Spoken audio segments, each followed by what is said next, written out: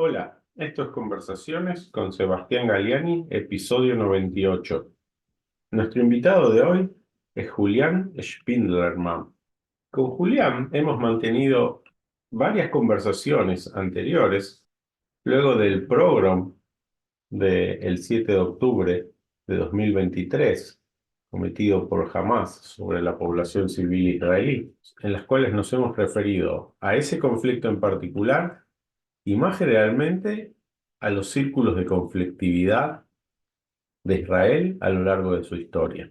En la charla de hoy analizaremos la situación actual del conflicto entre Israel y Gaza y en particular la propuesta de paz lanzada esta semana por el gobierno del presidente Trump.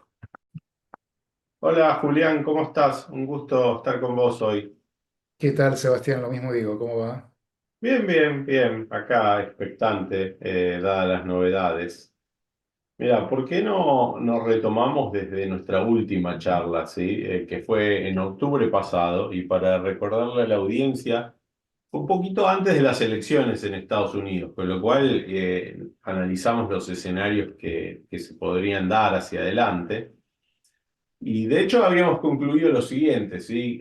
Para hacer un summary también, que Israel había alcanzado dos objetivos clave ya en ese momento, y esos eran derrotar militarmente a Hamas y a Hezbollah.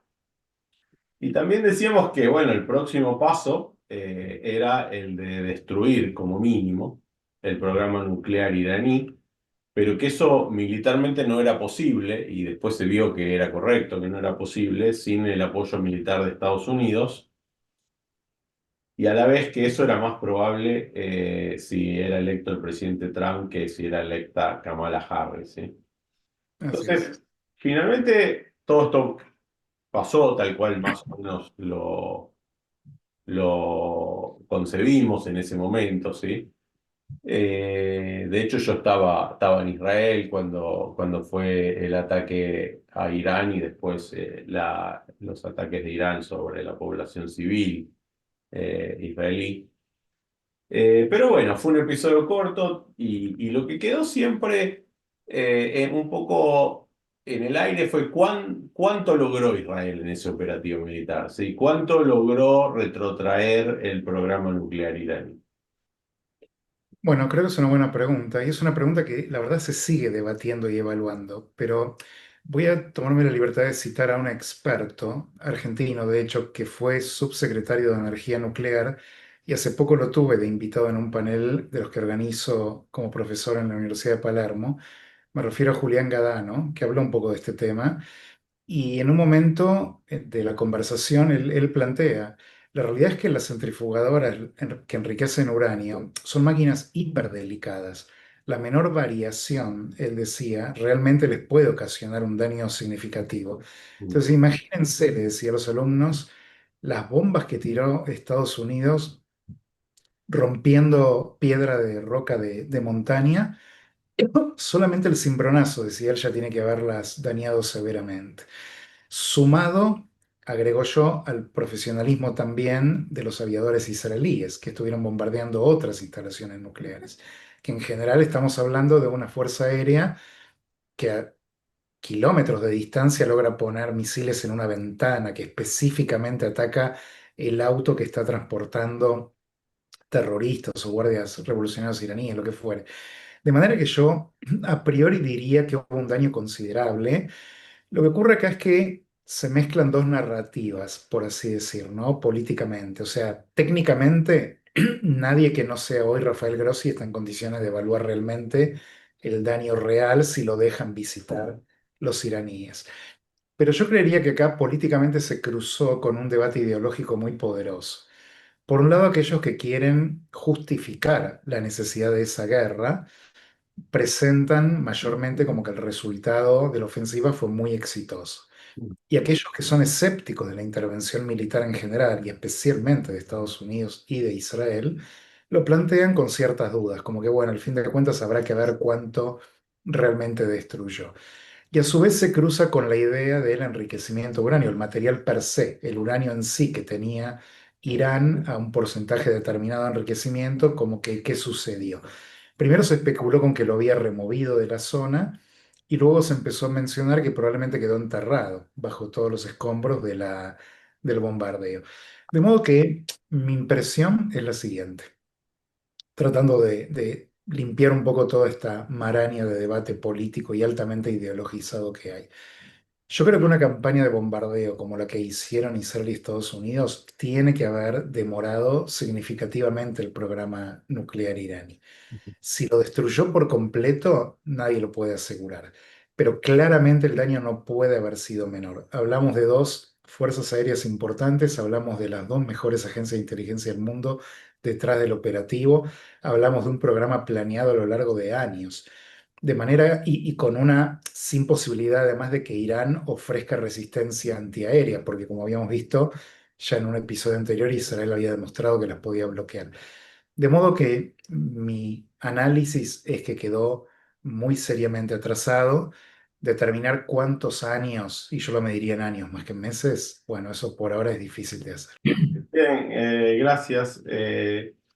Perfecto, entonces pasemos a otro tema, ¿sí? De nuevo, desde digamos, nuestra última charla, hubo otro desarrollo importante que realmente nosotros no le habíamos dedicado mucha atención y que es el colapso del régimen sirio, que obviamente afecta y mucho al equilibrio de la región y que al menos al principio pareció ser bastante favorable a los objetivos de Israel e incluso se especuló con incluirlo en algún momento en los acuerdos de Abraham. Ahora está por ahí más desdibujado, pero no es imposible, ¿sí?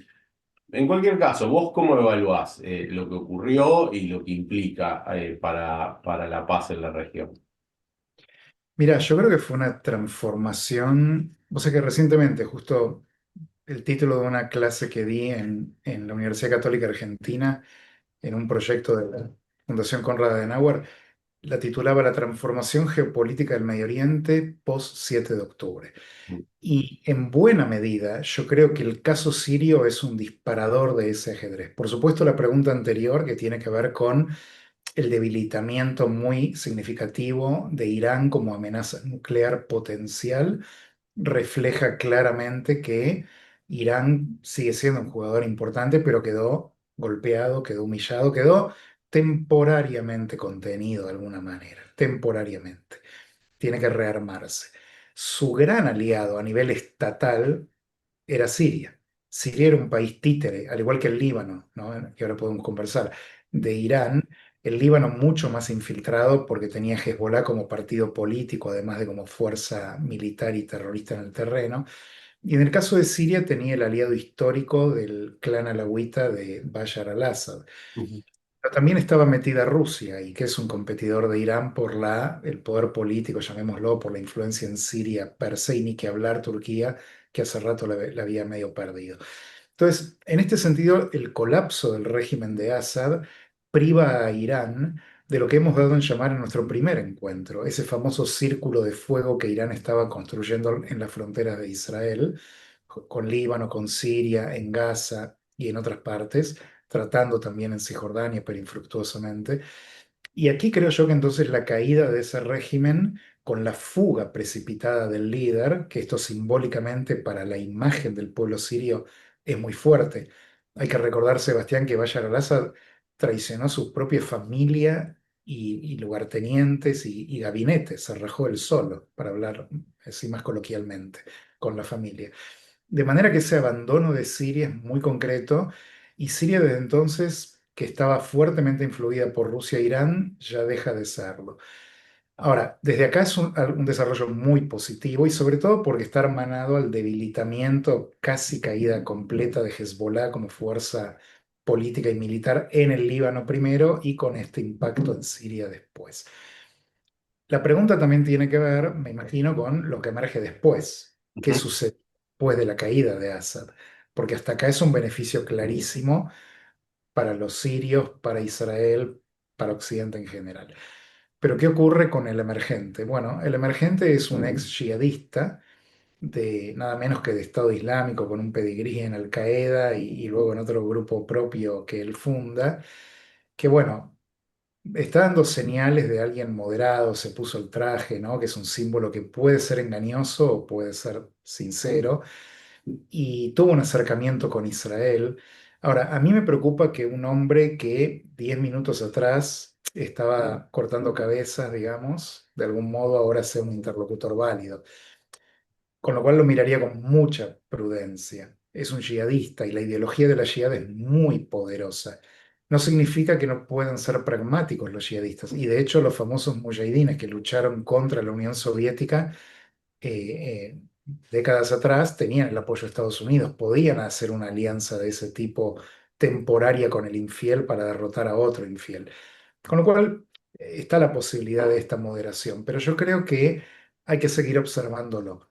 Las señales son positivas, de hecho hay un diálogo con Israel que fue precipitado por el poder militar de Israel, pues Israel de entrada bombardeó prácticamente toda la infraestructura sensible militar de Siria para que no caigan en manos de este nuevo gobierno. De manera que el gobierno negocia desde un lugar de mucha debilidad y además advirtiendo el brazo largo de Israel. Vos fíjate, Sebastián, incluso que Israel intervino para proteger a la minoría kurda Ujú. que estaba en una lucha tribal o sectaria con los propios yihadistas. Y si no fuera por esa intervención de Israel, podría haber habido un microgenocidio allí de kurdos. Y parte de lo que se está negociando ahora es un corredor directo que Israel pretende, que no sé si Siria lo va a aceptar, como una especie de corredor humanitario protector entre Israel y Siria en lo que concierne a la población kurda. Ahora, Europa, como siempre, entusiasmada con el hombre con corbata, viendo un nuevo visionario moderado. Estados Unidos un poco más pragmático, aunque Donald Trump, con su debilidad por los líderes fuertes, lo halagó incluso por su aspecto físico, diciendo que era un hombre alto y esbelto cuando lo conoció. Acá me parece que el más escéptico es Israel, que conoce la región, que conoce la historia del yihadismo y que de alguna manera creo que mira con sí, con cierta esperanza que Siria, no sé si se incorpore a los acuerdos de Abraham, pero que por lo menos tengan un pacto de no agresión o una frontera más estable. Las señales, para redondear, sugieren que esta es la dirección. Ok. Lo único que yo digo es, guarda con el interlocutor y su entorno porque vienen de un pasado muy, muy heavy, ¿no? Sí, estoy de acuerdo. Yo por eso dije que después se desdibujó un poco cuando hice la pregunta, pero también pienso que hay fuerzas más profundas que las de los personajes en sí. ¿Mm? Y que si Israel continúa consolidándose como el líder de la, militar y tecnológico y económico de la región, le va a ser muy difícil a un líder de un país tan debilitado y destruido como Siria, y más sin quizás la capacidad de que Irán lo apoye mucho de ir muy lejos de lo que sea el nuevo Medio Oriente, ¿sí? Pero esto, digo, si al final, viste, Netanyahu es bastante criticado, incluso dentro de Israel, pero si vos mirás ahora en perspectiva, decís, mirá, se lograron los acuerdos de Abraham, gran política exterior de Israel. Después se ha terminado con Hamas, con Hezbollah. Tras la caída de Hezbollah, es probable que haya un gobierno con el que se pueda hacer un acuerdo de paz en el Líbano. Y entonces Siria queda bastante aislado ahí, ¿sí? Con lo cual va a tener que probablemente recalibrar, especialmente si Qatar también deja de ser un jugador hostil, digamos. Bueno, de hecho, vos fíjate que el cambio de régimen en Siria es un cambio sectario muy desfavorable para Irán también. De manera que Irán no va a apoyar a esta Siria porque los que emergen son sunitas que combatían al aliado de Teherán. De modo que este debilitamiento y contención iraní sumado al casi colapso de Hezbollah, y si ahora se consigue bueno, no sé, llamémoslo la derrota de Hamas, más allá que sean sunitas, era un aliado de los iraníes, creo que ahí sí Siria va a tener que claramente sumarse a la nueva tendencia. Y la nueva tendencia es que los países sunitas árabes están apoyando a este nuevo régimen porque quieren, tras décadas de alejamiento de Siria de la órbita árabe suní, tomarlo para sí. Y acá hay dos jugadores que son preocupantes, que uno acabas de mencionar, y te agrego a otro, en la arena siria me refiero, que son Qatar y Turquía. Porque por un lado, estamos hablando de un Israel que, como bien mencionás, está empoderado militarmente, gobierna la región, por así decir, es el supremacista absoluto, militarmente, tecnológicamente, económicamente, culturalmente. Te diría que si bien el mundo árabe es resistente a muchas ideas del mundo libre que Israel encarna, la realidad es que la población joven hoy del mundo árabe, con TikTok, con redes, etcétera, está viendo una realidad muy distinta de la generación de sus padres. ¿No? El gay parade más famoso de toda la región, el único de la región, pero el más importante, digámoslo, es el de Israel. Y esto lo ven en mucha sociedad juvenil, llamémosla adulta joven de toda la región. De modo que los líderes, especialmente después de las primaveras árabes, donde el rol de las redes fue tan importante y el rol de la juventud citadina fue tan importante, creo yo que puede marcar también una necesidad de prestar atención y acomodar a una nueva corriente. Acá sí prestaría atención a quien vos mencionás, a Qatar por un lado, que tiene mucho bolsillo y que está rehabilitado por Trump en este momento, es un tema que ahora seguramente podremos charlar más en detalle, y por otra parte Turquía, que Turquía esa sí que es una amenaza militar para Israel, ese es un competidor militar con Israel. Ningún otro país del mundo, llamémoslo, Turquía no es árabe, pero de la órbita de Medio Oriente y el Levante un poco más allá, salvo Irán, como Turquía, hoy podrían desafiar militarmente a Israel. Y quien gobierna Turquía es un enemigo acérrimo del pueblo judío y del Estado judío. Es un caso parecido al de Qatar porque tiene este doble juego de haber pujado por ser parte de la Unión Europea, de ser un miembro de la OTAN, pero a la vez un aliado de Hamas y en manos de un líder que es una especie de matón barrial, ¿no? En términos geopolíticos. De modo que Qatar y Turquía son los dos países enigma en este momento en lo que hace a la región, para mí a los que hay que más prestarles atención, sin olvidar obviamente a Irán ni a otros jugadores cruciales de ella. Perfecto. Sí, sí, ahora vamos a ir a también hablar de Qatar, pero hablemos de el acuerdo de paz, ¿sí? Déjame que le haga una introducción un poquito larga, porque creo que vale la pena. Creo que fue una jugada política muy buena la que hicieron Trump y Netanyahu esta semana. Pero yo creo que si uno se para antes, ¿no? Un par de semanas antes de que se empezase a ver que este acuerdo iba a ser anunciado en las Naciones Unidas, uno podría decir, mira, perfecto, Israel tuvo logros militares muy, muy importantes en la guerra en Gaza, pero la verdad es que esa guerra se fue alargando más de lo que la población mundial y la población israelí toleraba, y ni que hablar de la población gazatí, ¿sí? Y entonces esto empezó a generar bastante ruido en todas partes, ¿sí? Eh, y como siempre, ¿no? Con una campaña anti-Israel, enseguida acusándolo de genocidio, en fin, de cualquier cosa, ¿no? Eh, pero a mí me parece que más allá de todo eso, había algo profundo, y te lo comenté a vos, que es que no estaba claro cómo Israel podía terminar la guerra, porque básicamente normalmente cuando un país empieza una guerra, bueno, queda como el ejército de ocupación cuando termina, ¿sí? Pero no está claro ni que Israel pudiese hacer eso, dado la opinión del Concierto de Naciones, digámoslo, ni que quisiese hacer eso, dado la opinión pública en Israel, ¿sí? Entonces, no estaba claro quién iba a gobernar, pero sí lo que está claro es que es para el gobierno de Israel, y yo creo que para cualquier persona de bien, es que no se podía dejar en el poder a Hamás, que eso era tirarse un tiro en el pie después de haber hecho todo el esfuerzo militar que se hizo, ¿sí? Entonces, bueno, como obviamente ese alargamiento con estas indefiniciones de cómo se termina esto, generó todo el circo en Francia, España, Reino Unido, déjame que los mencione para que me los saque de acá, ¿no?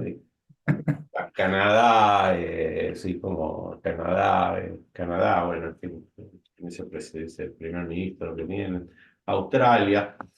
Y esos, bueno, quedaron en offside, obviamente. En este momento quedaron en offside, mostraron lo ridículo que había sido todo su accionar en las últimas semanas. Se aparece un proyecto serio para terminar con la guerra y empezar con la reconstrucción, ¿sí?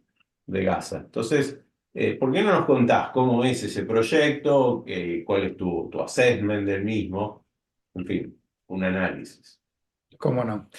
Sí, primeramente coincido plenamente con lo que acabas de decir, quedaron completamente expuestos, bastante en ridículo, todos los líderes que nominalmente querían reconocer un Estado palestino, la Asamblea General y todos estos formalismos de fuego artificial que no logran absolutamente nada. Y la verdad que la historia ya lo mostró cuando Arafat en 1988 declaró el Estado palestino desde Argelia, ¿no? De ahí en más estas declaraciones, a menos que tengan el apoyo de Israel, no llevan a ningún lado. De manera que, primeramente, sí, están haciendo el circo diplomático y de repente desde la Casa Blanca sale una propuesta muy concreta que se lleva el apoyo instantáneo de un montón de países árabes y musulmanes de peso, grosos. Indonesia, que acaba de saludar diciéndole shalom a Israel en la propia Déjame que te discurso de... interrumpa porque hay que decirlo, ¿eh? Y ninguno de esos países árabes había apoyado el reconocimiento del Estado de Palestina del circo europeo, ¿sí?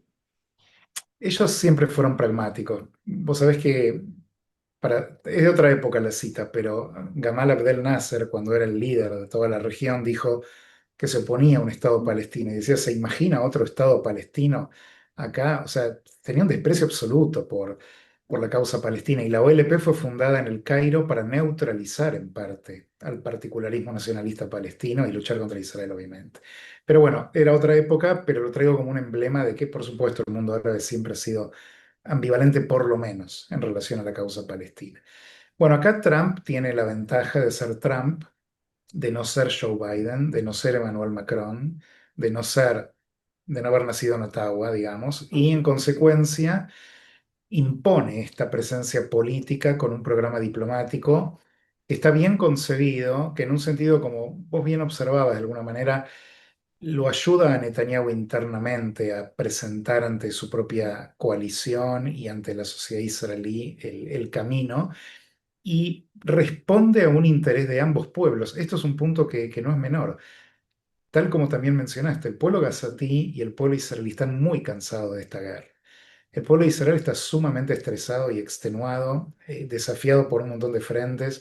El pueblo palestino está en una zona de guerra, de manera que, habiendo Israel dicho que sí a esta propuesta, que ahora la vamos a analizar, teniendo el respaldo de Washington y de buena parte de pesos pesados del mundo árabe islámico, le va a ser un poco difícil a Hamas rechazarlo, especialmente con Turquía y Qatar, los dos que ya mencionamos que están on board, que ya declararon el apoyo a este acuerdo y son los principales sostenedores de Hamas hoy, salvo Irán, que está lamiéndose las heridas en este momento.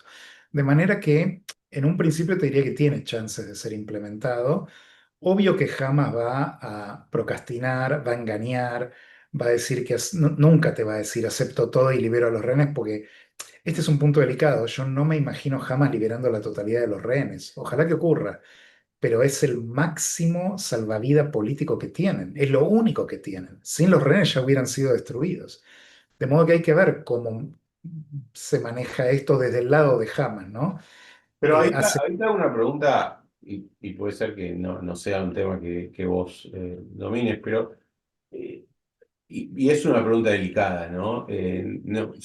Nada de que esto es simplemente tratar de entender cómo es el mundo, ¿no? Yo no estoy proponiendo nada, pero a mí me da la impresión de que una de las cosas que pasó y que facilitaron la forma en que se llevó adelante, ¿no? Que el programa se iba a presentar de alguna forma y lo tenía que presentar Estados Unidos porque obviamente un programa presentado por Israel nunca hubiese sido aceptado por Hamas. Y además, Netanyahu no puede presentar un programa así sin perder la parte de su coalición. Tiene que mostrar que él está entre la espada y la pared y que eso finalmente es lo mejor para Israel para que no se le rompa la coalición, ¿sí? Pero me parece que el ataque de Israel a Qatar acelera los tiempos en el siguiente sentido, digamos, Qatar es un país muy vulnerable, ¿no? Es un país rico, pero que no tiene ningún poder militar y depende de que lo defienda Estados Unidos finalmente. Y Estados Unidos está aliado ahora con Israel en forma muy clara para resolver esto. Entonces, al final me parece que lo que se le está diciendo a Qatar es bueno, mirá, acá ahora estamos jugando un partido de cartas distintas y vos podés poner mucha presión sobre los líderes de Hamas porque sus familias viven en tu territorio. Así que hacete cargo o nos hacemos cargo nosotros. Ya viste que nosotros nos podemos hacer cargo. Absolutamente. Yo creo que ese ataque, a pesar de que en la prensa está siendo presentado como un exceso de Israel, y además de que Trump obligó a hacer un llamado público, ¿no? De Netanyahu al emir de Qatar, la realidad es que ese ataque es lo que dio vuelta a Qatar, Bueno, definitivamente. Porque a Qatar advirtió que Israel ya llevaba atacando Damasco, Teherán, el Líbano, digamos, bueno, por supuesto Gaza, tan lejos como Yemen, y de repente tocaba Qatar. Y habrán dicho, ¿sabes qué? Hasta acá llegamos. O sea, nuestro apoyo a la causa palestina y a Hamas va a tener un límite que es nuestra integridad territorial. Creo de manera que eso sí hizo sacudir el tablero y llevó a los cataríes a repensar la posición. Rápidamente, Trump sabe capitalizar el momento y un poco a mi modo de ver se excede, para mí se excede. O sea, el llamado telefónico lo puedo entender como un tema de orgullo árabe que había que subsanar para tener a Qatar on board en este tema, pero el pacto que anunció esta especie de escudo protector que ahora Estados Unidos le garantiza a Qatar, una especie de OTAN bilateral, ¿no? Que si atacan a Qatar, Estados Unidos va a considerar un ataque a su propio territorio. Esto es un exceso de Trump, me parece, por completo. Qatar ya había entendido que fue atacado por Irán, hay que recordar esto, y fue atacado por Israel. Los dos enemigos lo atacaron. O sea, no a Qatar per se, uno atacó a Hamas y el otro a una base norteamericana en territorio catarí. Y esto expone el doble juego verdaderamente de doble cara que juega Qatar, que a la vez apadrina a Hamas y a Estados Unidos en su propio territorio y la juega de mediador neutral. De manera que Qatar tiene que recalcular urgentemente sus posiciones. Como bien señalás, militarmente no está en condiciones de defenderse. Pero yo creo que este pacto es un error este anuncio de parte de Trump, porque dejó pagando a Arabia Saudita, que viene hace mucho tiempo pidiendo por garantías de este nivel de parte de Estados Unidos. De hecho, era parte de lo que Riad reclamaba para incorporarse a los pactos de Abraham con Israel, ¿no? Entre otras cosas. De modo que ahí Trump la jugó bien, pero hasta un punto. Creo que se excedió. Creo que esta idea de que Qatar es intocable de ahora en más es un poco excesiva.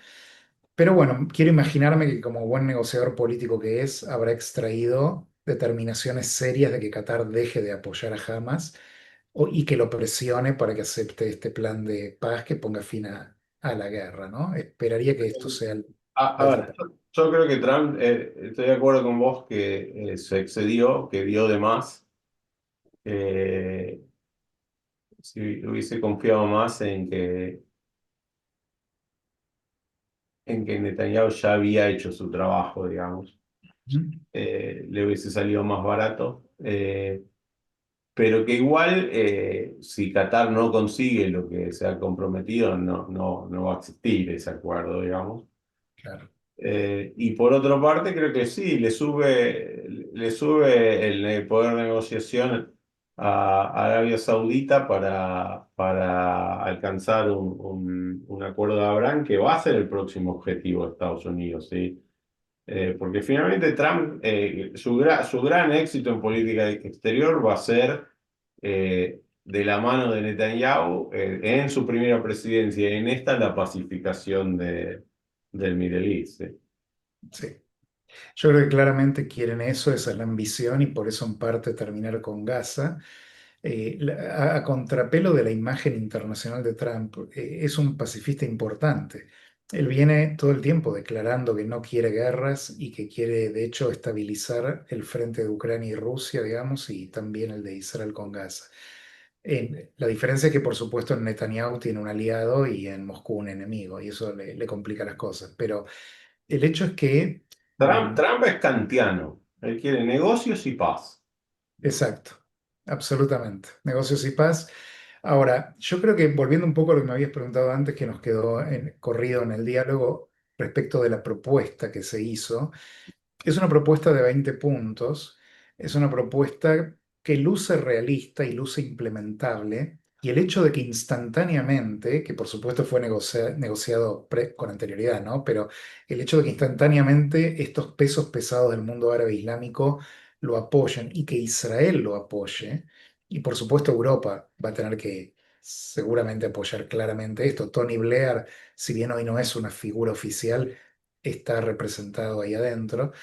Creo yo que esto sí va a crear presión sobre Hamas importante y si logra a través de de este acuerdo que sea viable, va a ser un gran ganancia para Trump y para la región. Ahora, los 20 puntos en sí lo que básicamente proponen es ambicioso y requiere una implementación gradual de varios pasos, digamos, ¿no? O sea, Hamas tiene que liberar a todos los rehenes, Israel tiene que hacer su propia liberación desproporcionada de prisioneros palestinos, incluso a nivel cuerpos. Por cada cuerpo israelí se liberan 15 cuerpos gazatíes, digamos. Y tiene en general esta idea de que va a haber una gobernanza, que era un tema que habíamos conversado nosotros, ¿quién se hace cargo Sí. en la posguerra, ¿no? Bueno, acá imaginan una fuerza internacional presidida, una especie de board de junta presidida por el propio presidente Trump, que en teoría debería ir gradualmente con participación árabe, me imagino que europea también, reemplazando la presencia de Israel como, llamémoslo, ocupante militar de la región. A Israel se le garantiza que solamente se va a retirar de los lugares ya pacificados, ¿no? Entonces, en teoría, esta fuerza debería eh, reemplazarla y eventualmente, y esto es lo más interesante de todo, no se habla de un Estado palestino en este pacto. A diferencia de lo que hicieron los europeos, Canadá, Australia y demás, acá se plantea que primero hay que hacer unas reformas fundamentales de la autoridad palestina, que hay que desradicalizar a la sociedad palestina, gazatí en particular, y que si la reforma y la desradicalización funcionan y el desarme de Hamas es real, recién ahí se abre lo que dicen un pathway, un camino hacia la estatidad, ni siquiera la estatidad de entrada, se abre el camino. En ese sentido es muy realista, muy a diferencia de incluso los acuerdos de Oslo, muy a diferencia de toda otra serie de fórmulas que se ensayaron, donde esta vez pareciera, y ojalá en la implementación se concrete, primero pone las responsabilidades en la parte palestina, diciendo, tenés que reformarte, tenés que demostrar que estás en condiciones de gobernar, tenés que dejar de incitar contra Israel, jamás tiene que dejar de ser una amenaza en Gaza, y con todas estas condiciones podemos empezar a hablar de un Estado palestino. Lo que hace también, permíteme que me exceda un minuto más, contradice un poco algo de Trump de la vez pasada. Cuando Trump asume la Casa Blanca, declara un proyecto inmobiliario para Gaza, donde los gazatíes se van a ir y se va a derruir todo y luego se va a reconstruir una nueva Gaza y Estados Unidos va a ser el principal inversor inmobiliario de la nueva Gaza. Bueno, esto quedó de lado. Ahora de lo que se está hablando es que no hay obligación de los gazatíes de irse, al contrario de que se los incentiva, dice la letra de este acuerdo, a quedarse y a reconstruir una Gaza nueva y sana y próspera y demás. Ahora, Sebastián, te digo algo por la experiencia como analista y como historiador del Medio Oriente. La esperanza es que funcione, la esperanza es que funcione. La realidad es que hasta ahora este conflicto resultó ser muy resistente a estas ideas eh, convencionales o no convencionales. Trump es un personaje político distinto a los anteriores. Netanyahu es un realista cabal, además, y Gaza está muy golpeada, ¿no? Con lo cual, desde este lado parecería que podría ser viable, pero verdaderamente solo el tiempo lo dirá. No, estoy de acuerdo y además siempre está, hay mucha incertidumbre, ¿no? Política, o sea que hay que ver que, digo, Trump tiene 2 años más de gobierno, o sea, después hay que ver quién lo sucede. Me imagino que si es el Partido Republicano y dentro del Partido Republicano es Marco Rubio, puede haber una continuidad y si no, bueno, eso ya habrá que reevaluarlo en su momento, ¿sí? Eh, pero de todas formas, quiero señalar que, porque si no, quizás alguien nos ve por primera vez y piensa que nosotros no estamos de acuerdo con que haya un camino hacia la solución de los dos estados y siempre lo sostuvimos. Lo que no creemos es que eso es un wishful thinking, que uno firma un papel y ya hay un estado y ese estado ahora es democrático y uno le da aid y lo usan para mejorar el bienestar de la gente. Todo lo que no pasó en Exacto. décadas. Entonces, está muy bien el path que imaginan, porque ya en nuestra primera charla dijimos que para llegar a una posibilidad de hablar de dos estados, tenía que haber el equivalente a una desnazificación dentro de Palestina, ¿sí? O sea, hasta que eso no ocurra, no se puede, digamos, pensar que va a haber dos democracias que conviven en paz. Eso no va a pasar. No, totalmente. Acá, y es una buena distinción la que haces, porque en general una mirada superficial externa puede decir cualquiera que critique la idea de los dos estados es un opositor a la paz. Y en rigor es al revés, porque apoyar una idea que fracasa y fracasa y fracasa y fracasa y que siempre termina en más violencia, ese es el camino errado.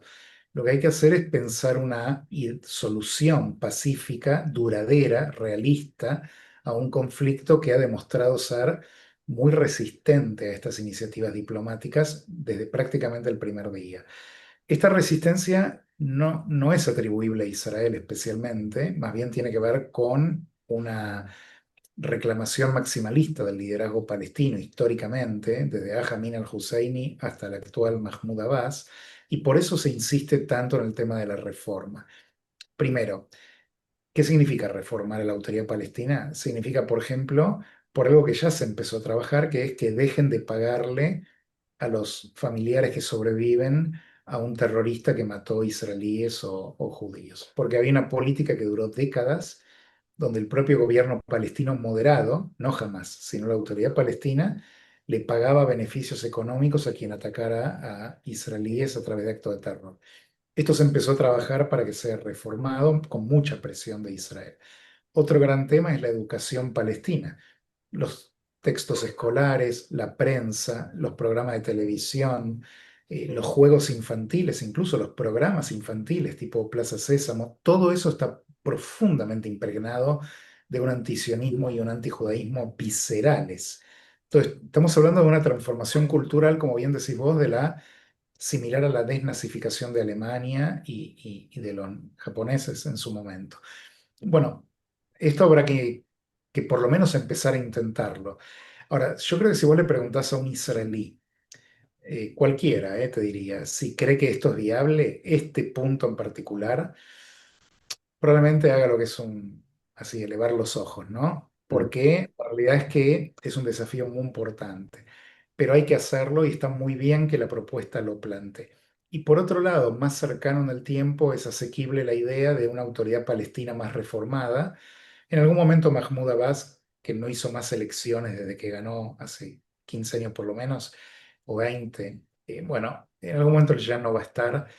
Puede que haya una corriente nueva, quizás debería ser estimulada, así como aparecieron clanes gazatíes opositores a Hamas en Gaza, que era algo impensable hasta hace poco. Bueno, o como en el Líbano mismo, se está negociando el desarme de Hezbollah, situaciones totalmente inesperadas. Bueno, acá también se puede considerar la posibilidad de que ocurra lo inesperado en la arena palestina-israelí y que este programa ayude un poco a eso. Bien. Bueno, te hago dos últimas preguntas, sí, que tienen más que ver ya con el futuro inmediato, eh, pero que a mí me parecen muy relevantes. Asumiendo que, ya, de alguna forma va a haber progreso hacia un fin de la guerra, ¿sí? Si no pasa, obviamente pierden un poco de relevancia, ¿sí? Por lo menos en el corto plazo. La primera es, ok, dijimos que obviamente, como en cualquier democracia, hay un sector y que está dentro del gobierno que quiere expandirse hacia Cisjordania y especialmente a Judea y Samaria, ¿sí? Por razones religiosas. Eh, y que este acuerdo y los miembros del acuerdo de Abraham siempre se encargaron públicamente de decir que eso no era aceptado, lo cual era un límite que le servía incluso al primer ministro en Israel. ¿Sí? Ahora bien, supongamos que hacia adelante ese grupo va a ir creciendo en poder, ¿sí? Por cuestiones demográficas mismas de Israel, donde la población religiosa crece a una tasa muy superior a la secular, y la secular que tenía una tasa de fertilidad alta está cayendo, ¿sí? Como en todo el mundo desarrollado. Entonces, uno puede pensar en 5, 10, 15 años donde el equilibrio político se vuelve más pro esta posición. Y ahí, ¿no? Se le arma un dilema, me parece, a Israel, que hasta ahora uno lo puede mirar con mucha admiración, ¿no? Decir, mira, acá empezaron de la nada, tenían venían del Holocausto, tenían que encontrar cómo sobrevivir, un grupo minoritario, construyeron este Estado, el modelo fue el sionismo, el Estado se hizo fuerte militarmente y hoy está claro que es el líder militar de la región y que a través de ese liderazgo militar, cultural y económico puede llegar a transformar la región, ser una región próspera y de paz, pero tiene este desafío, ¿no? Que en la medida en que su población se vaya moviendo a tener un grupo cada vez más amplio que quiere el proyecto del Gran Israel, por llamarlo de alguna forma, puede introducir nuevos conflictos. Y ahí uno dice, bueno, ¿cuál es ese dilema? El dilema siempre es, bueno, está bien tener un ejército poderoso siempre que vos lo uses en forma defensiva, ¿no? El día en que empezás a tener un objetivo expansionista, ya se empieza a dividir las aguas. Sí, bueno, lo que planteas es un dilema desde 1967 que está presente en la política israelí con mucha fuerza. Vos recordarás que en esa guerra Israel de manera preventiva ataca a Egipto y a Siria bueno, Jordania, en donde captura territorios que hoy todavía están en gran disputa. El tema de Judea y Samaria, que también se le conoce como Cisjordania, a mi modo de ver es el más relevante de todos, junto con Jerusalén, pero Jerusalén más o menos ya los hechos en terreno la van resolviendo, Ujú. mucho menos que los Altos del Golán o que Gaza o que el desierto del Sinaí. En parte porque el reclamo que tienen la parte nacionalista religiosa y también nacionalista laica, te diría, en Israel sobre Judea y Samaria es histórico por la historia del pueblo judío mismísima. Gaza, de alguna manera, si bien está conectada con la historia del pueblo judío, era más cancelable, se podía negociar. Judea y Samaria es mucho más complicado porque la cuna del pueblo judío está ahí. Acá es donde sus profetas predicaron, sus jueces legislaron, donde las grandes epopeyas de la historia judía se desencadenaron en tiempos bíblicos. Y para el pueblo judío, esto es importante, Sebastián, si desaparece esa conexión con Judea y Samaria, entonces efectivamente es un estado colonial, porque entonces significa que llegó a una zona en la que no tenía vínculo y Tel Aviv y Haifa no van a explicar y Eilat por sí misma la justificación de la razón d'être, ¿no? de Israel. Esto es lo que se juega desde la mirada nacionalista, sea laica o religiosa, y desde un lugar más de lo que es la izquierda israelí, por así decir, y no solo la izquierda, también tiene una mirada de decir, bueno, sí, todo esto puede ser válido, es cierto que esto explica nuestra conexión con esta tierra, pero hay un hecho, hay un pueblo de millones de palestinos que viven ahí también y que encima quieren su propio Estado, y demográficamente incorporar a la tierra con esta población aniquila el proyecto sionista en términos demográficos, porque vos hablabas de la tasa demográfica de los religiosos judíos, pero la demografía palestina es a su vez más elevada todavía. Ujú. De manera que en este sentido, Israel tendría un problemón. Y la alternativa a quedarse con los territorios y sin la población, bueno, no es moralmente viable. Este es el camino del transfer famoso que se hablaba en una época que quedó totalmente atrás en el tiempo. De modo que es un dilema que yo te diría, no sé si tiene una solución clara. Los acuerdos de Oslo intentaron plantearla en términos de dividir territorialmente la zona en zonas palestinas, en zonas israelíes, con un cierto autogobierno militar o civil.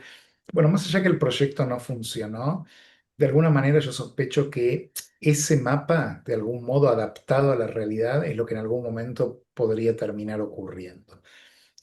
O sea, Israel no va a poder anexar todo Judea y Samaria. Incluso el presidente Trump lo planteó públicamente, que él no avalaría eso. De manera que no me imagino que esto vaya a ocurrir ahora. Y los Emiratos Árabes Unidos y Bahrein y otros países que son parte de los acuerdos de Abraham también objetan esta movida. Con lo cual, con realismo no creo que vaya a ocurrir, pero tampoco veo con claridad cuál es la alternativa a esta situación. Quizás está conectado a la reforma de la autoridad palestina, a una nueva generación de líderes palestinos, a una especie de momento donde, bueno, el Estado palestino no signifique una amenaza para Israel ni en Gaza ni en Cisjordania, y que Israel retenga zonas de importancia bíblica, de importancia militar y de importancia demográfica también, pero no seguramente la totalidad de la región. Así es que, aun cuando la demografía israelí sugiera lo que vos estás planteando, que es correcto, la realidad en el terreno creo que puede ser un impedimento a la visión anexionista de todas maneras. Bien. Te hago la última pregunta. Entonces, supongamos que de nuevo se termina la guerra y empieza esta transición, y en esa transición Israel se va alejando del conflicto, lo cual creo que va a ser muy bueno para Israel y para su imagen. Y además que el proceso de reconstrucción es exitoso, y la verdad que el otro día estaba viendo videos de Gaza antes del 7 de octubre, y digo, qué lugar hermoso, qué cosa, qué desperdicio increíble, ¿no? Y cuánta riqueza que había, ¿no? Era un lugar pobre, sin infraestructura, sin construcción, sino más bien lo contrario. Pero bueno, supongamos que va pasando eso. Yo creo que Israel va a poder decir tuvimos un gran éxito militar y político, pero va a haber quedado dañado en términos en términos de PR, ¿no? Internacional. ¿Cómo debería empezar a trabajar en esa dimensión? Bueno, primero quiero una anécdota personal a la luz de tu primer parte del comentario. Yo visité Gaza a fines de los años 90 y de hecho el chofer que nos acompañaba a mí y a una compañera de estudios de aquel momento era un simpatizante de Hamas y en aquel momento gobernaba la autoridad palestina y circulamos bastante por la zona y la verdad que era precaria en aquel momento, pero geográficamente hermosa y bueno, y después se desarrolló muchísimo más. De hecho, Israel últimamente estaba tirando abajo torres que había en Gaza porque Hamas las usaba como puestos de observación. De modo que sí había un desarrollo. Va a tener que empezar todo de nuevo. Gaza quedó realmente derruida ahora. Ahora, la segunda parte, sí, de tu pregunta, perdón, recordámela, pues me perdí con la anécdota. No, que más allá de que finalmente ahora se va Ah, perdón. el nivel de conflictividad internacional, si se llega a un ceasefire y empieza un proceso de reconstrucción en el que Israel se va alejando, igual su imagen va a quedar dañada. Uno lo ve con las universidades, yo voy muy seguido a Israel, en fin, creo que hay un trabajo de reconstrucción de esos lazos internacionales. y es lo que me motiva a mí a ir, pero que, bueno, quería escuchar desde tu perspectiva ¿Cómo no? cosas para Mira, hacer, digamos.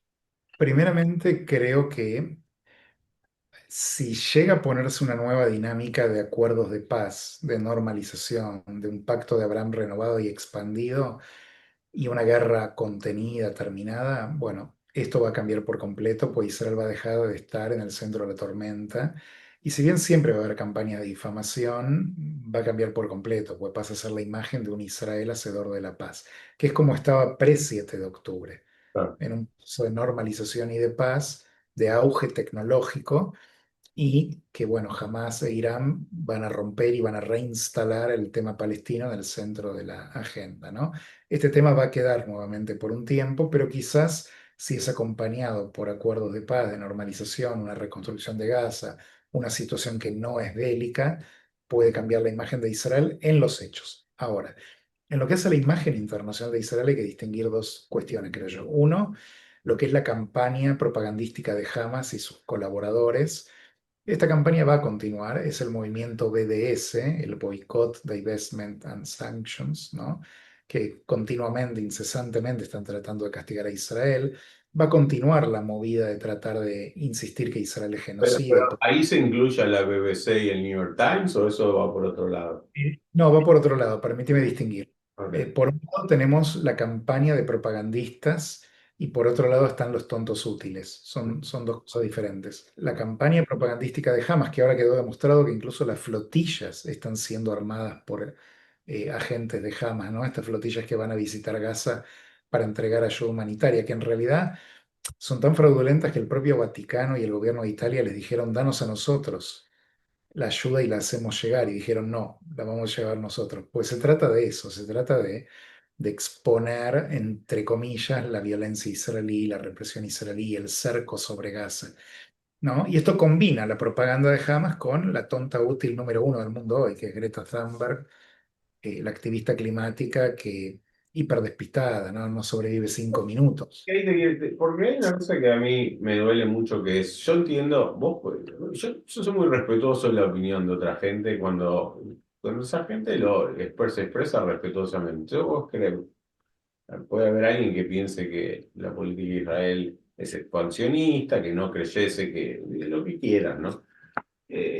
Ahora, lo que yo no entiendo es cuando alguien ya hace un call al gobierno de Israel por estar cometiendo un genocidio sobre el que no tiene ninguna evidencia, ¿sí? Porque no la hay, y a la vez no hace ningún call sobre lo que pasa en Sudán o lo que pasa en Nigeria. O sea, ¿cómo se para una persona ante ese dilema? Bueno, yo creo, primero, permíteme cerrar un poco la parte Sí, anterior y tomo esto. Por un lado tenés la propaganda de Hamas, que infiltró los campus universitarios, que a través de Sudáfrica genera una acusación de genocidio en la Corte Internacional de Justicia. Tenés toda esta movida muy fuerte de flotillas o de lo que sea, que incesantemente está haciendo campaña contra Israel. Este es un área de respuesta que Israel va a tener que dar que tiene que ver con atacar a propagandistas profesionales. Por otro lado, tenés una opinión pública humanista, crédula, sensible a lo que percibe es la víctima, y ahí entra, en parte, no del todo, porque también hay un poco malicia, la BBC, entra el New York Times, la CNN, un montón de medios que tristemente, by default, siempre van para creerle al lado palestino, sea quien sea el interlocutor palestino, incluso si es Hamas. Le dan más crédito a la palabra de Hamas que a la palabra del gobierno de Israel, que es una democracia. Derecha, izquierda, no importa, ¿no? Entonces, por un lado, acá son dos áreas de respuesta que Israel va a tener que articular. Contra los propagandistas es un tipo de estrategia y educar a un sector que es inculto, que es sesgado, a un liderazgo inclusive que es muy débil, como el que has mencionado antes, que tenías atragantado, decías, y por supuesto que te entiendo, y también a una opinión pública que está completamente con el cerebro lavado respecto de la realidad del terreno. Esta es otra campaña diferente y acá creo yo que no es solo de Israel el trabajo, es un trabajo de la diáspora judía también, es un trabajo de los amigos de Israel que no son judíos, es un trabajo de los países del mundo libre y la gente de bien que comprende que el yihadismo, como dijo Netanyahu, es una tormenta que se viene y que apaciguándolo no la vas a evitar, tal como dijo en el discurso en Naciones Unidas. Esto por un lado. Y esto último que me preguntabas, recordámelo así retomo esta No, parte. el hecho de que yo entiendo que hay mucha gente que de buena fe y con poca información pueda enojarse, enfurecerse, y me ha pasado dentro de mi familia, así que lo entiendo bien, ¿sí? Que no son, que nadie es antisemita, o sea, claramente y dicen, no, yo ya no le creo a Israel, mirá lo que pasa, hay un genocidio, pa. Ok, y quieren expresarse públicamente. Ok, ok también, pero ¿por qué por qué no Ah, decís nada del genocidio en Sudán bueno, o de los católicos en Nigeria? Porque de eso no hay duda de que estaban ocurriendo. bueno, yo creo que ahí, tanto en tu familia como amigos míos, como el común de una opinión pública, acá sí que está lamentablemente afectada por una obsesión de prensa muy grande, porque es la prensa la que elige crear de este tema el tema de titulares incesantemente todos los días y todos los días de una manera muy sesgada y hostil a Israel, presentando medias verdades, a veces mintiendo abiertamente, ocultando información relevante, ¿no? Incluso el día de hoy, Israel detiene la flotilla pacíficamente. No, no hubo violencia, no hubo tiro, no hubo nada. Detuvo a 40 y pico de barcos que estaban invadiendo su espacio territorial marítimo, lo hizo ordenadamente y los va a deportar. Incluso hay imágenes de la vez anterior que le daban un sándwich a Greta Thunberg. Y hoy mismo un diario argentino prominente titula como que el mundo está escandalizado porque Israel detuvo a la flotilla. Y uno se pregunta, pero ¿cuál es qué estás diciendo? ¿Que tiene que dejarlos pasar? O sea, no se entiende, ¿no? Entonces, creo que acá hay una responsabilidad de prensa muy fuerte. Hay una responsabilidad de agencias humanitarias como Amnistía Internacional, Oxfam, Human Rights Watch y otras que tristemente también hacen de Israel toda una obsesión. Las Naciones Unidas ni que hablar, pero ese es un ente politizado. Ahí está el juego geopolítico en vigencia, a diferencia de los medios y las agencias humanitarias. Y los claustros académicos que también se han transformado en el mundo libre en muchos casos, mayormente en espacios hiper progresistas, hiper antisionistas. Entonces, me parece que acá el común de una opinión pública neutral, desapasionada, no puede no quedar afectada cuando este nivel de influencia se ejerce sobre su pensamiento y se va moldeando una imagen totalmente distorsionada de los hechos. Y esto termina ocurriendo. ¿Por qué se va a preocupar por Sudán? ¿Por qué se va a preocupar en Nigeria por los católicos si el New York Times no te publica una foto en primera página como si hizo de un niño palestino, que era una foto encima distorsionada, ¿no? Fraudulenta. Falsa. ¿Eh? Era una foto falsa encima. Una foto falsa encima. Y aparte, un dato que te puede interesar a vos y que nos están escuchando. El New York Times publicó esa foto, por ejemplo, en Twitter, en su cuenta oficial, que la leen 55 millones de lectores. Pero la corrección la publicó en la cuenta de Twitter de Relaciones Públicas del Times, que la leen 89.000 lectores. Yo te digo, Entonces di de baja mi suscripción después de eso. ahí, y mira, bien hecho. Es que no se puede. No. O sea, Hay que eso- pasarte, si es que ya está, me imagino, en el Wall Street Journal, que es... digo, a Bueno. Haaretz y New York Times ya les he dado de baja, porque digo, al final no creo nada de lo que me cuentan. No, lamentablemente lo que acabas de decir aparte amplía la duda en qué otros conflictos también tienen esta parcialidad. O sea, en este uno lo puede detectar porque conoce los hechos, pero sobre qué otros temas nos están desinformando también. Acá hay un problema de credibilidad del periodismo que por supuesto emergió ya desde antes con las redes, que cuestiona un montón de cosas, pero me parece a mí que volviendo al planteo de por qué hay personas que se conmueven por Gaza y no por Sudán, donde hay un genocidio real, mientras que en Gaza no lo hay. Bueno, creo que tiene que ver acá con el rol de los medios muy especialmente, con toda esta atención desproporcionada que la ONU le da a Israel, con toda esta locura que genera en el mundo de los derechos humanos solamente este tema. Y esto, ¿sabes qué, Sebastián? Netanyahu lo dijo también en algún momento en uno de sus discursos, y yo coincido plenamente, lo escribí hace décadas en un ensayo que estudiaba el vínculo entre islamismo, progresismo y antisemitismo.